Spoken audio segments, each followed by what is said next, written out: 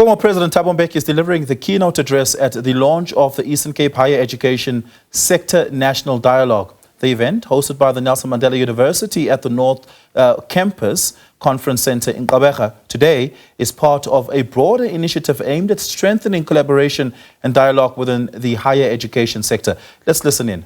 Important intervention in terms of the national dialogue. Whether we have done what we should have done, I'm not sure. The interventions that have been made are very, very important, I think a very important input into the national dialogue. But I think insufficient. I'll explain that just now, why.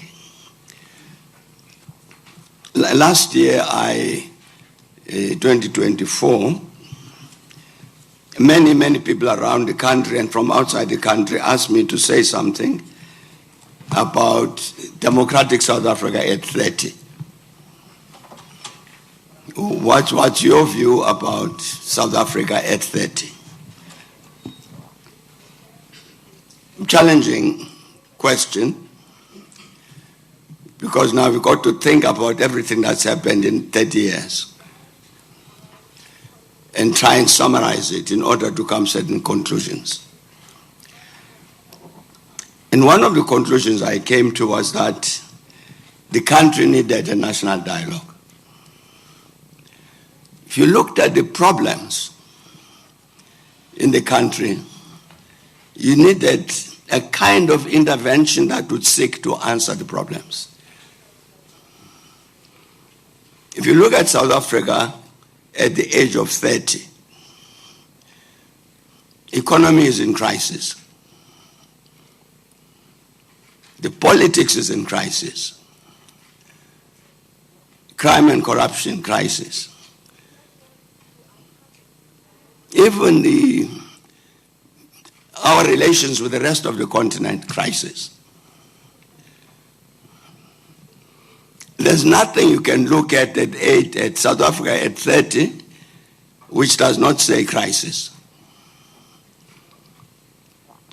So I made this my comments on the 30th of April last year,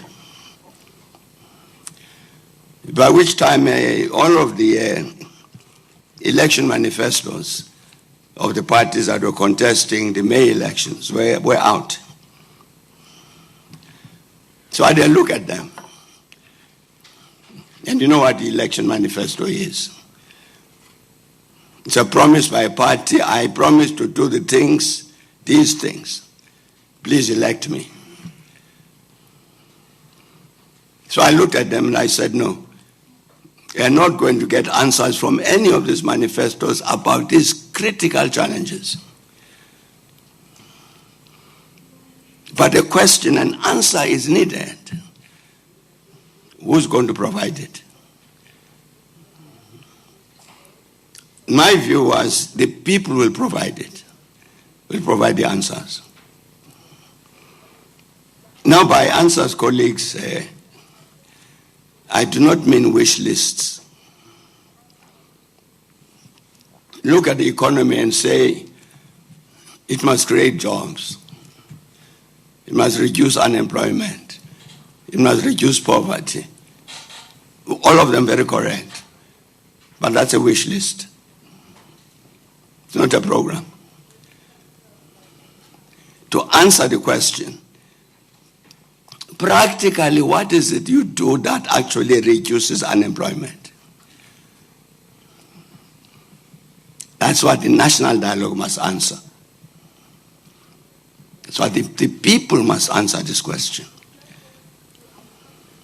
It's not going to come from the political parties. It's not going to come from anywhere else except the people. So that's national dialogue. In practical terms, Percy was trying to explain practically what the foundations have decided with regard to that. They give you just one example. You therefore, when you say the people must answer these questions. I'm saying not to produce a wish list, but to say practically when we say we must reduce the levels of poverty. So, very, very correct, very necessary, but practical how to do it. So the foundations decide. You must ensure that there's a process by which the people of South Africa are actually part of this process. And as a consequence of that, they decide that they are going to be constituted. They divide the population into something like 32 different constituencies. One of those constituencies is women, youth, trade unions, business, traditional leaders, and so on, and the intelligentsia.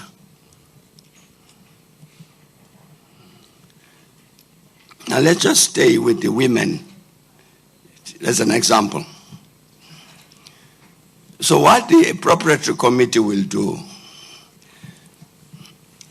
it will come to Professor Mutua here and say to her, they will be invited into the national dialogue a delegation of 200 women.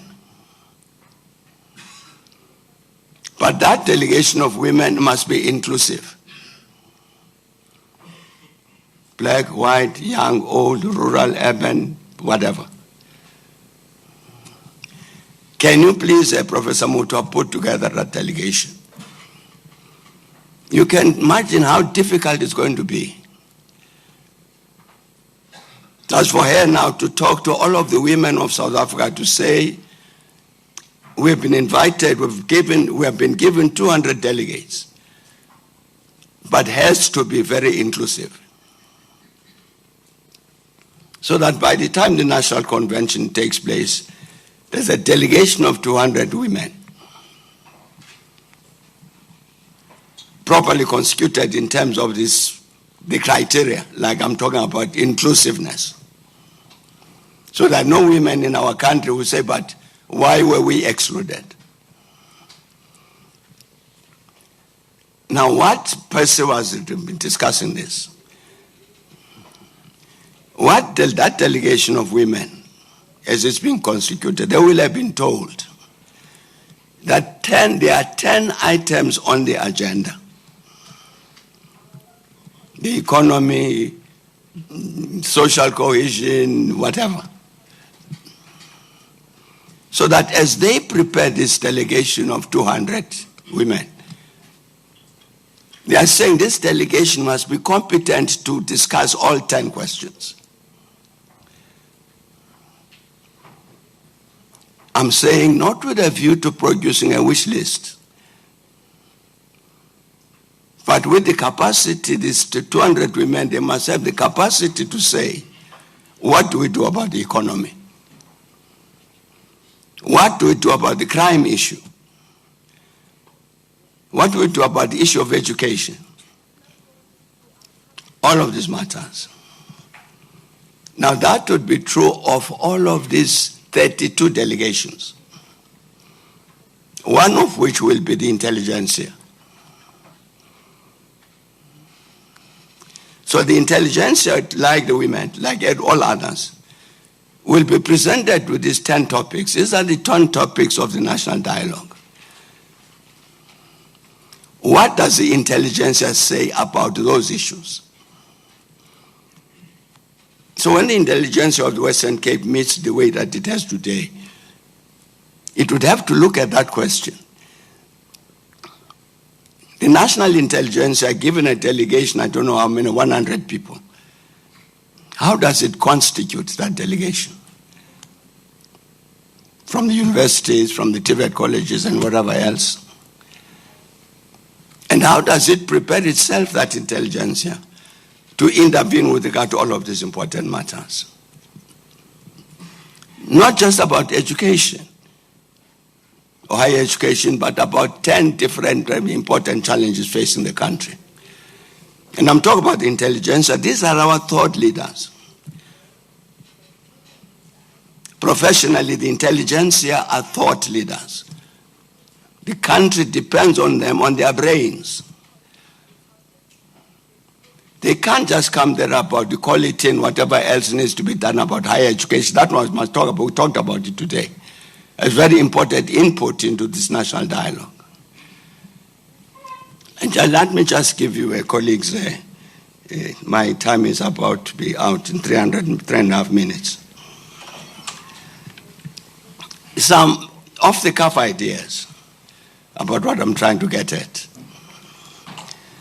For a number of years now, we've had the National Development Plan. I'm sure all of us are very familiar with it. With targets as to where the country, very, very good vision about where South Africa should be by 2030 in terms of the economy, the education, the this, that, the health, and everything. But it's a vision. There's not a single sentence there which says, therefore, step number 1 on Monday will be the such and such in order to get to the vision. It doesn't exist. I'm saying, whose fault is that? It's the fault of the intelligentsia. They ought to have intervened to say, this is what needs to be done. I'm saying, it's exactly the kind of thing that must come out of the national dialogue. The people must answer that question. We have a very good vision. What is the plan?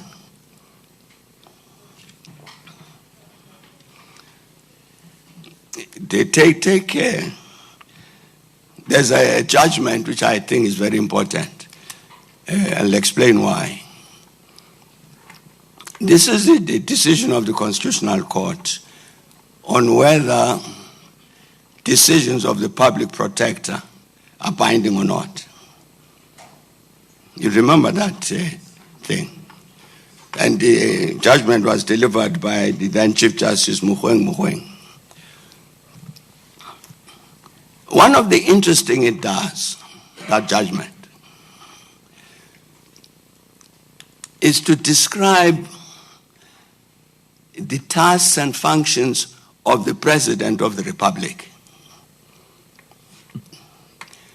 And use a formula like that, the President is quintessentially a constitutional creation. And it has a lot of, these are the tasks of the President of the Republic. When you read that, one of the questions that arises is, but the manner in which we are electing the President is wrong. Because what happens, you know this. We have an election. Thabo Mbeki party is elected as the bigger party. The parliament convenes. And the biggest party proposes a candidate. And my candidate is Bongile Mutwa. And I've got 50%, 51% of the votes, and she's voted. But is she capable of carrying out these tasks? The question is never asked. It's never asked. We don't know whether this person is a fit and proper person to answer these questions. I'm saying, colleagues, the intelligentsia, the people who are training as lawyers, for instance, in our universities, who would have read that judgment maybe as part of their training. One of the things they must say in the national dialogue, the intelligentsia, we have to change the manner in which we choose our president. Because we must make sure that this person who becomes president must be competent to carry out all of these tasks which were detailed in that constitutional court decision. When Parliament said I must become president, they had not the slightest clue what I was capable of doing.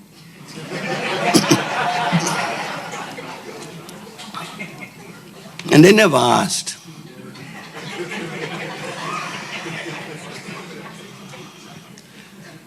I'm trying to give examples of what the national dialogue must do. There's a very, very good book. I'm mentioning this book because we're in the Eastern Cape. It's called Frontiers by Mostert. A very, very good history book, in my view. Many, many years ago, I said to one of the members of the executive committee of the Eastern Cape government, I asked him whether he has read this book. He hadn't heard about it. So I brought a copy for him. And I was saying to him, you know, the reason I'm giving you a copy of this thing is because my suggestion is, as part of your program, you are developing the Eastern Cape so that it economically develops great jobs and all of that. One of the things I would do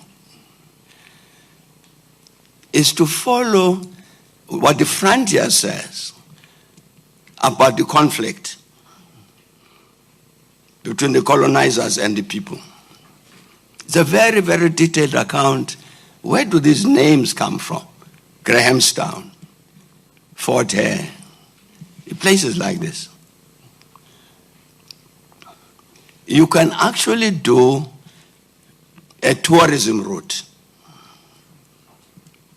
Just take that book alone.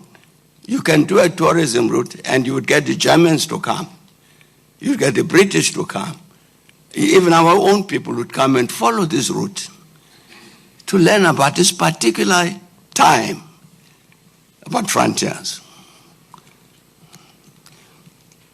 If you are interested in developing tourism for the Eastern Cape, as part of your process of making sure that this economy develops, you reduce unemployment and all of that, that's one of the things I would do. I'm saying, Peggy, that's part of the discussion task of this delegation of the Intelligentsia, which is in the national dialogue.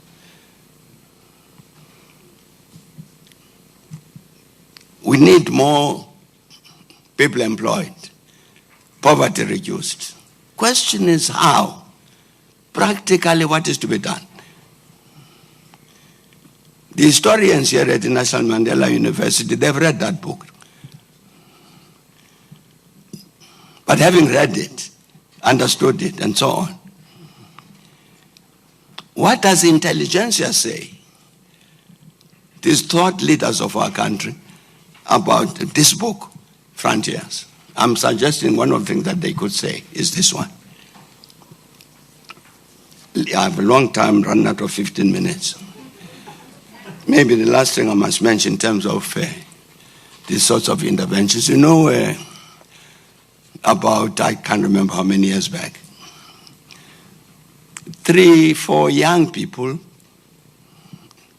were at high school, in a Johannesburg high school. They came to our foundation. And they said to us that they, as young people, these are matric students, have a problem. Because the history that we know, that history tells us one story, which that black people will always fail. And so we will look at the history, there's a history of slavery.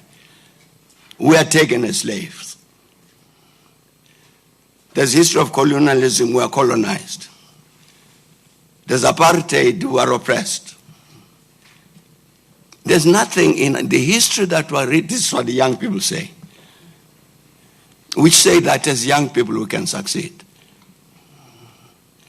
They say we can see the problems in the country, in South Africa now. But we are not motivated to say anything about how to solve them, because we know for a fact that we will fail. So, if foundations, what do we do about this? So we discussed it and said, these young people are correct. We need to do something to change the circumstances of these young people, to tell them the opposite. And the opposite is that as black people, we're bound to succeed. But we need to tell them about a different sort of history. That's the task of the Intelligentsia.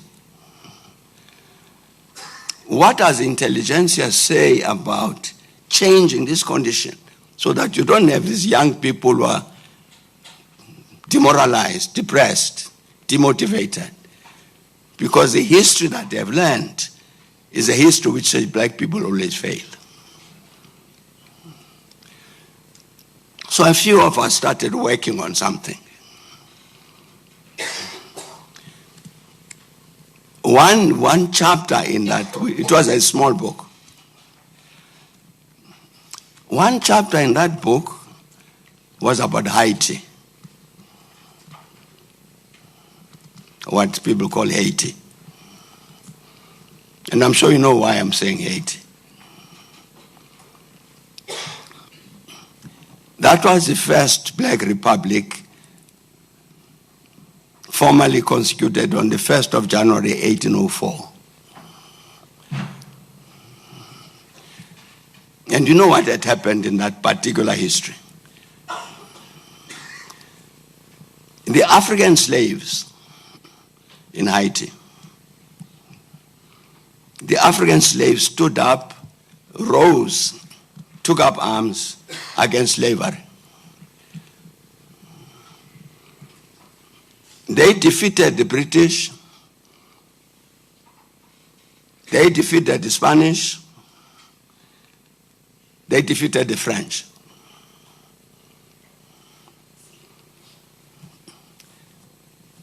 The historians here will know this thing that the Americans talk about the Louisiana Purchase.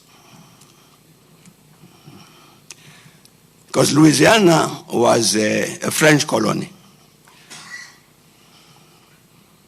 But in the end, the French decided to sell it to the United States. That's what the Louisiana Purchase is about. Nobody asks the question, why did the French decide to sell Louisiana to the United States, their colony? It's because their army was defeated in Haiti. They couldn't defend this territory because the French army was defeated by the African slaves in Haiti. I don't know whether there are historians here to tell that history so that these young people can say, we didn't know our people could do that. And I'm saying the black slaves in Haiti, and in fact, this particular army, led by Toussaint Louverture, Dessalines, and all of these people, was 60% first-generation slaves. They were fresh out of the continent. And they decided enough of the slavery. Stood up and defeated 3 European empires. When you tell that to young black students, matric students, you mean we did that? Exactly to make the point that this inferiority complex which you inherit, including from history, is wrong. I'm saying, Professor Mutwa, the intervention of the intelligentsia to answer questions of that kind. How do we defeat that sense of inferiority among our people? The intelligentsia must answer that question. This is I'm trying to say this is a national dialogue.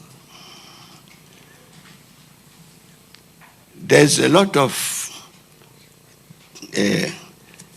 discussion, debate about this national health, the NHI.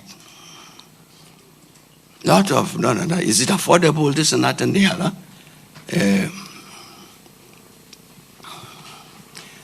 If you take, this is what I'm told, if you take the health professionals, like Percy Matlati, the reason he's called Dr. Matlati is not because he's a philosopher, he's a medical doctor.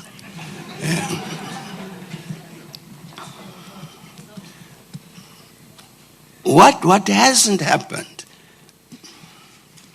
I'm saying this partly because the CEO of the Thabo Mbeki Foundation is here, and he took a decision about this. What hasn't happened is that now no effort has been done to get the health professionals